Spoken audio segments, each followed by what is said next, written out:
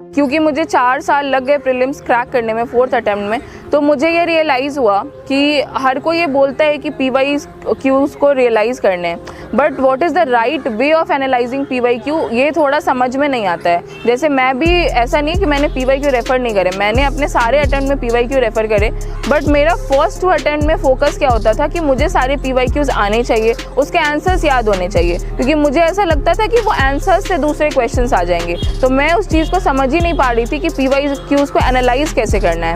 3rd attempt में मुझे ये चीज़ समझ आई कि PYQs को एनालाइज करने का मतलब क्या होता है। PYQ एनालिसिस का मतलब होता है कि आप देखो कि यूपीएससी किस लैंग्वेज में क्वेश्चन बना रही है, उनका मोड ऑफ आस्किंग क्वेश्चन क्या है। अगर वो 4 ऑप्शंस दे रही है तो उस 4 ऑप्शन का रेलेवेंस उस क्वेश्चन के साथ क्या है, वो ऑप्शंस क्यों वहाँ पे दिए गए हैं।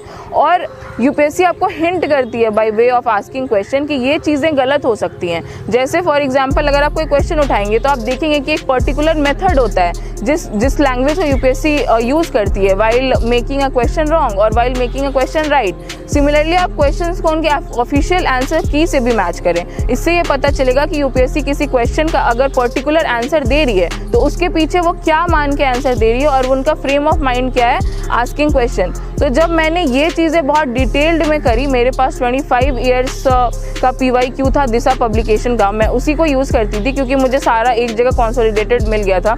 तो मैंने हर क्वेश्चन पे 25 ईयर्स के रेड पेन से मार्क कर रखा था बुक में कि दीज आर द वर्ड्स जिसकी वजह से गलतियाँ हो रही हैं, दीज आर द वर्ड्स जिसकी वजह से चांसेस है सही होने के।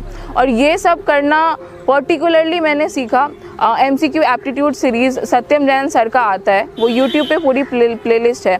तो मैंने ये देखा कि मेरा हर टाइम पे बॉर्डर लाइन प्रीलिम्स हर्डल आ रहा था। तो इट मीन्स जो स्टैटिक क्वेश्चंस आ रहे थे मैं उनको सही कर रही थी क्योंकि मैंने स्टैटिक बुक्स को काफ़ी अच्छे